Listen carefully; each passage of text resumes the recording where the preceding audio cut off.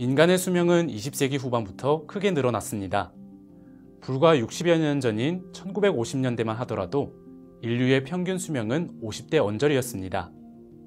그런데 페니실린이 등장하면서부터 인류의 평균 수명은 80대 이상까지 늘어나게 됩니다. 인류의 기대 수명을 크게 늘리는 데 기여한 과학자 플레밍에 대해 알아보겠습니다. 인류가 세균을 발견한 건 언제일까요? 프랑스의 미생물학자 루이 파스테르는 1855년 포도주가 상하는 원인을 연구하던 중 세균의 존재를 처음으로 확인했습니다. 이를 계기로 세균이 질병을 일으킨다는 사실도 알아냅니다. 이후 인류는 세균을 물리치기 위한 항생제 개발에 뛰어드는데 그중 한 명인 알렉산더 플레밍도 항생제 개발을 위한 연구를 시작합니다. 영국 스코틀랜드 출신의 알렉산더 플레밍은 런던 대학교의 세인트 메리 병원 의학교를 졸업한 후 같은 학교의 연구실에서 미생물학을 전공했습니다. 이후 미생물학 강사로 활동한 그는 항세균성 물질의 연구에 몰두했고 1922년에는 세균을 죽이는 리소자임을 발견하고 분리합니다. 계속해서 연구를 이어가던 플레밍은 1928년 인플루엔자 바이러스에 관한 연구를 하던 도중 우연히 포도상구균 배양기에 발생한 푸른 곰팡이 주위가 무균 상태라는 사실을 알게 됩니다. 평소처럼 그는 곰팡이를 배양해 멸균 능력을 지닌 물질을 분리하고 있었는데 바로 그때 아래층 연구실에서 실험 중 사용한 곰팡이가 우연히 위층으로 날아듭니다. 푸른 곰팡이로 알려진 페니실리움 노타툼은 연구실의 수많은 곳 중에서도 포도상구균이 배양되던 플레밍의 배양 용기에 앉게 됐습니다.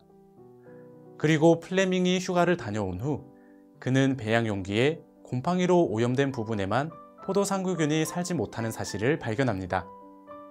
바로 이 사건이 인류에 큰 변화를 주게 되죠. 플레밍은 이렇게 발견하게 된 사실에 추가 연구를 통해 푸른 곰팡이로부터 페니실린을 분리합니다.